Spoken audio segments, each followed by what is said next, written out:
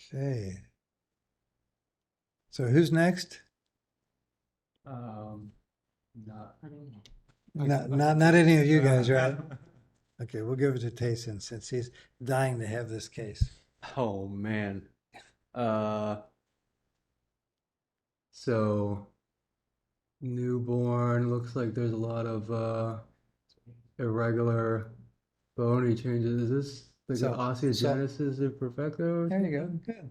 The bones are all screwed up Yeah. and they're soft and they're deformed. They have bulbous endings here, the ribs, and this is osteogenesis imperfecta. Good. Okay, so let's talk a bit about trauma here, and we can talk about bones and the AC joint.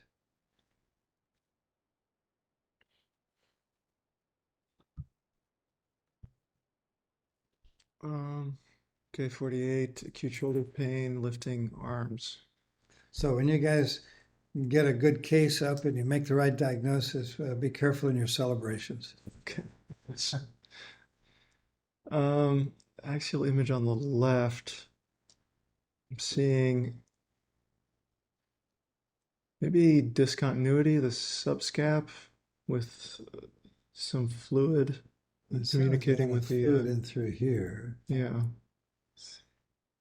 What do you think of those two things? Could that structure be the middle glenohumeral ligament? Yeah, it's a good thought. It really looks like it's kind of a floating loose body that looks kind of flat. Mm-hmm. It's very thin in one direction, but kind of long in the other two directions. So it looks like it's peeled off some flat surface, right? Yes. And if we look around for a donor site, we see this. Mm-hmm. And that fits in with our lecture this morning. Mm-hmm. On the sagittal. So this is a large chondral defect that was knocked off.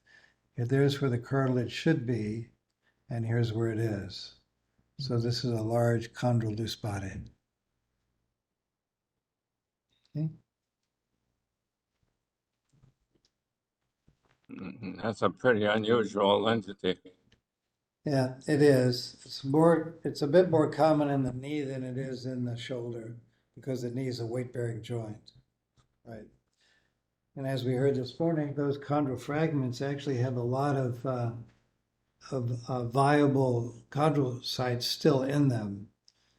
And now, as we heard this morning, people, one time they tried tacking these back in place, and some people may still try to do that. But more and more now they kind of grind them up and put them in as a paste, as we were hearing about. And they're having actually pretty good results from that. But we'll talk a little bit more about that in the articular cartilage lectures. 16-year-old male with right shoulder pain for 3 months after hockey injuries.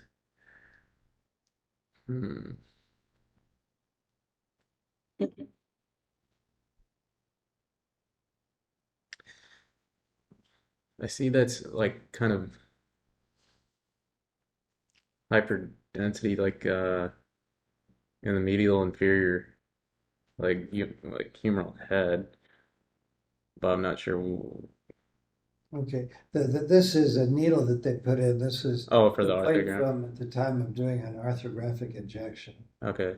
That's what I want you to kind of look at. Yeah. So I saw some there's maybe some periosteal reaction, or maybe the acromion and the clavicle look pretty well aligned, but it might be like an old injury. Okay, so this is the AC joint. Yeah. This is the growth plate over here. And typically the margins of the AC joint should be pretty well defined on an X-ray. Okay. So what do you call this when you see the loss of definition of the margins of the AC joint on an X-ray?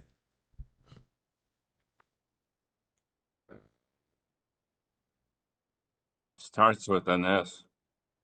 Like a subluxation or subluxation? Well, no, subluxation is when the bones move to one another. This is really called osteolysis. Okay. I'm sorry. I should have said L. So and often you can get some joint space widening here. Yeah. And back when I was a resident ages ago, there's a lot of debate about what osteolysis of the AC joints was. It's common, especially in athletes on the side of their dominant side. The term suggests that it's inflammatory, but we now know that this is really due to repetitive trauma, and it's really a traumatic injury to the joint. And this is what it looks like on an MR examination, where you can see a lot of irregularity. You should have a nice, sharp, smooth distal end of the clavicle. And here it's really very irregular with a lot of bone edema within the clavicle. It's also bone edema here and the acromion as well. And so, and then you can get widening of the joint space here. Well, you get a clue on X-ray, the fact that the shoulder is not sagging, and you don't have an AC separation. So, if it was trauma, significant trauma, you'd have an AC separation with that kind of widening. Which we're going to talk about, right?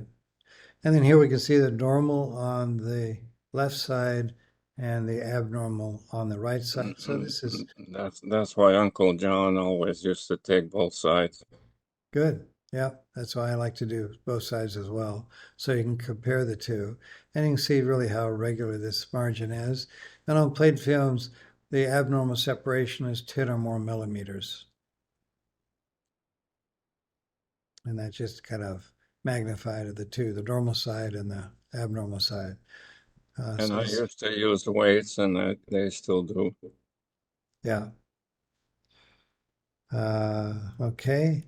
Robert. All right, so we have a 51-year-old male with 1 week after a bike accident and pain radiating into the left arm. Looking on the left, is that the costochondral junction? There's a lot of edema there. Yeah, this looks like there's fluid in it and it's extending out anteriorly into the joint space. One thing I want everybody to notice here is that this patient is scanned prone. And the reason you do that for these is that way the anterior body is pressed against the table and breathing motion will cause the back to move, but the sternum will stay stationary.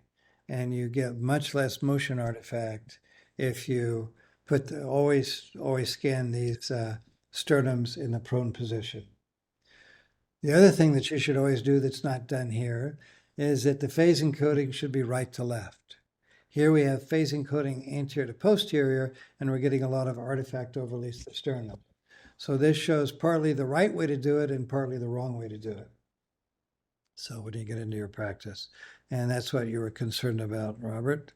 So here are the coronal images. What do you see on the coronal images? It looks similar. I see some edema in that first rib, sternal junction. Yeah. So yeah. So there you can see it very nicely. There's the normal side on the right. And these coronal images are really nice, as are the axes, because you can compare the abnormal side with the normal side, and that makes the diagnosis fairly easy. Yeah, good. All right. All right, we're looking at two coronal images of the sternoclavicular joints. Seems to be some separation of the right sternoclavicular and first costochondral junction, right? Okay, so there's the sternoclavicular joint, and this is the sternal first rib joint. Yeah. In this case, both of them are abnormal, and we can see acute bone edema and the subcortical bone of the manubrium here. Right. So this is another acute trauma. And the axial images here are very important because the vast amount of time, by the time we see them, there's not much displacement at this point. if we do see displacement, it's almost always like 85% of the time, the rib or the sternum is going to be anteriorly displaced. But the reason you want to look at carefully on the axial images, if they're posteriorly displaced, and then that's a warning sign, because with posterior displacement, what's right behind it are the great vessels. And you have to be very careful if you see a posterior displacement to look and make sure you don't have any hemorrhage going on in the mediastinum. If you do, the patient probably will never make it to you. They'll probably be dead before you get to you, but you want to check for it anyway. And you can see here, there's a little bit there's not a lot of soft tissue swelling anteriorly. We see some edema, but posteriorly there is. So there was probably an injury to this posterior capsule. So I would look at all the great vessels very carefully up and down here just to make sure you don't see an abnormality there. So It's a pretty dangerous area to work in. yeah. For the orthopod. Good. Okay, 46-year-old. Sternoclavicular pain after trauma. Okay, so coronal images here. Looking at the left sternoclavicular joint, we see edema and maybe some separation Okay. of the joint. Edema within the bone and kind of fluid and edema in the joint space and the soft tissues. Here are the axial images. We see There's a T1 and there's the T2. Okay, so we see some fluid in that region. So again, we see fluid in the joint space and then edema within the bones. And this is a person who actually had a chronic sternoclavicular instability. Kept irritating it, and that's painful. Yeah.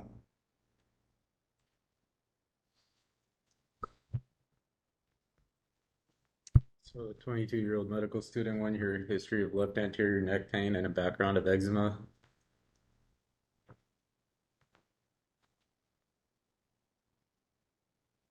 So there's some irregularity of that proximal left clavicle. Okay, so here we really have very indistinct margins here. See the medial margin on the right, on the left it's not. And this patient has eczema. Patient has eczema, by the way. Okay. Okay, and then here we can see the erosion. We can see sclerosis now in that medial head of the clavicle on the left.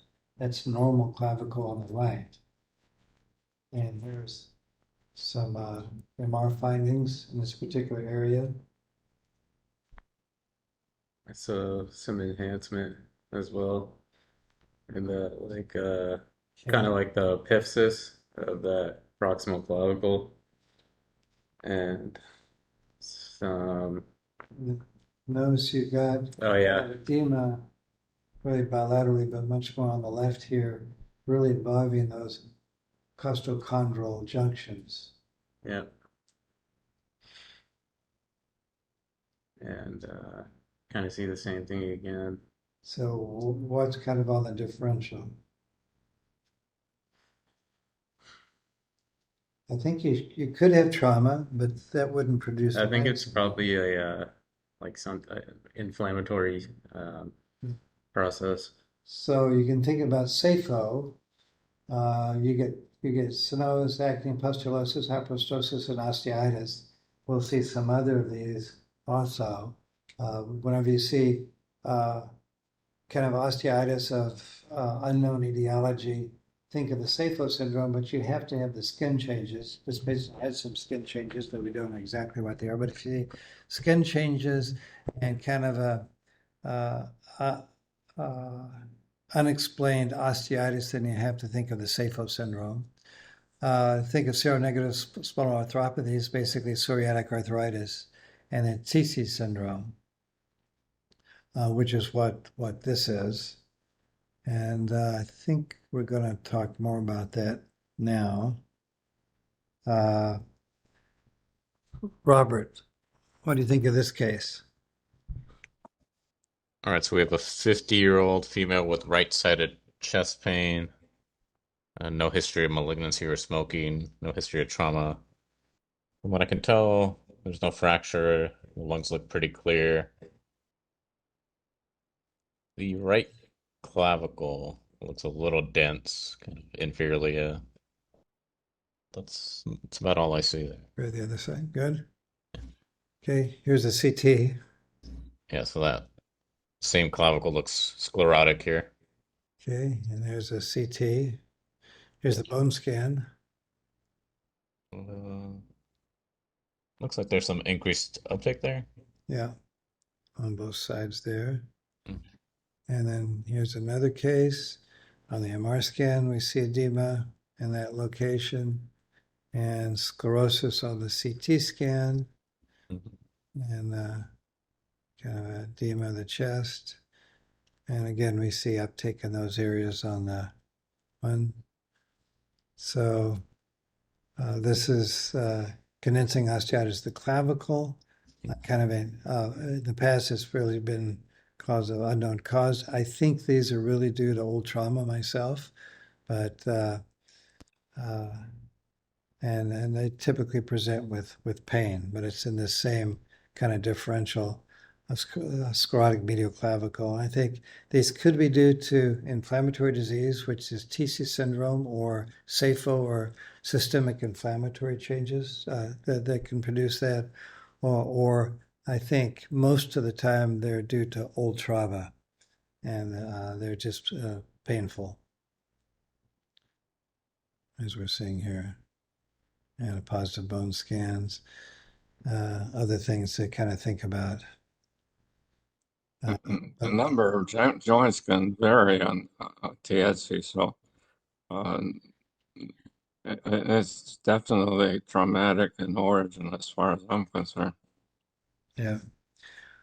So usually these are treated with non-steroidal anti-inflammatory drugs. I really think that these are, you also have to check to make sure if the patient is not doing some repetitive activity that causes trauma to that area of the body, which I think a lot of these are generally due to repetitive trauma. And in severe situations, they could resect the medial clavicle. Okay. All right. 58-year-old female sternal pain hit by an electric cart. I see some edema within the sternum. Yeah, so she was walking at the airport, turned around, and one of those carts with about 4 people riding on it basically ran directly into her, hit her chest, and knocked her down. And here we can see edema within the clavicle. This is a T1 weighted image where it's low signal intensity, PD fat set where it's high signal intensity in that area. And here's the T1 and the PD fat set axial images showing the edema within the bone. The cortical margins are still intact. And this was a sternal contusion. And it took almost 11 months before the pain went away. And didn't accept any treatment. Yeah. Well, As I recall.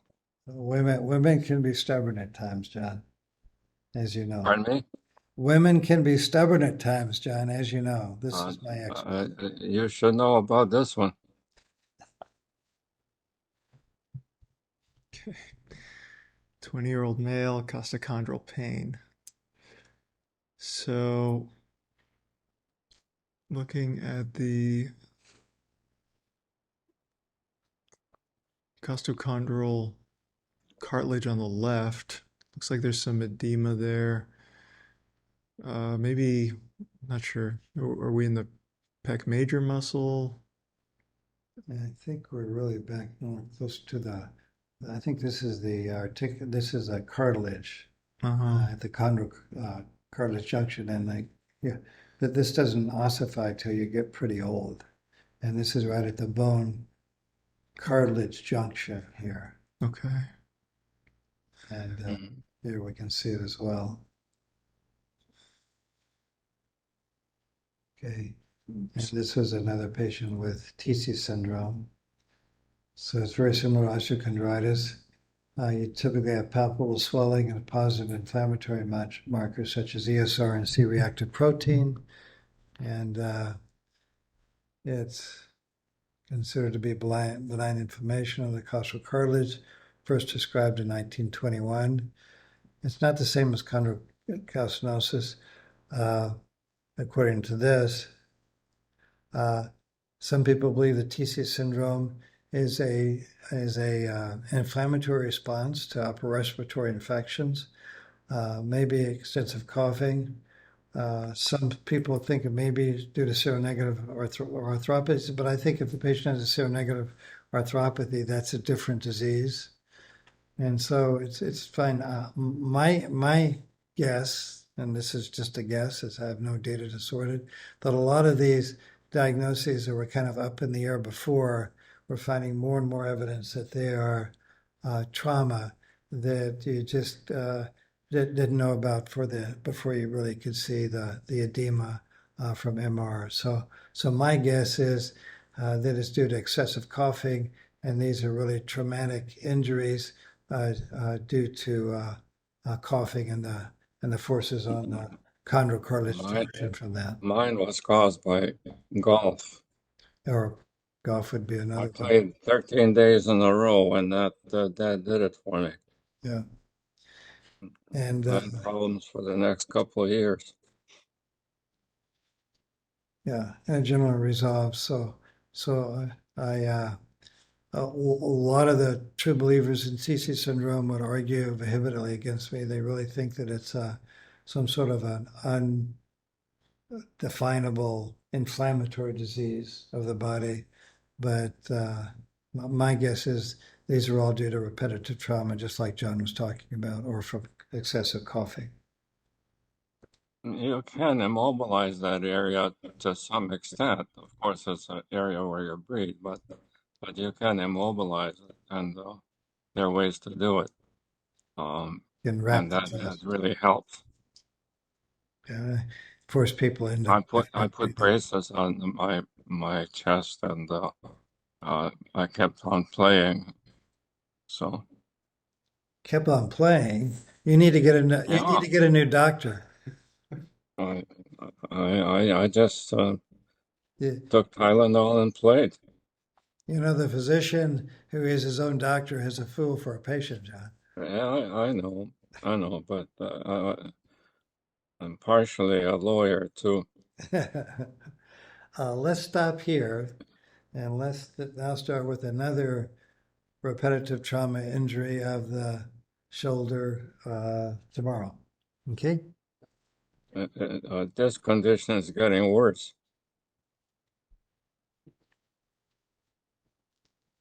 Okay. Okay, Have a John. good one, everybody. See you tomorrow. Thanks.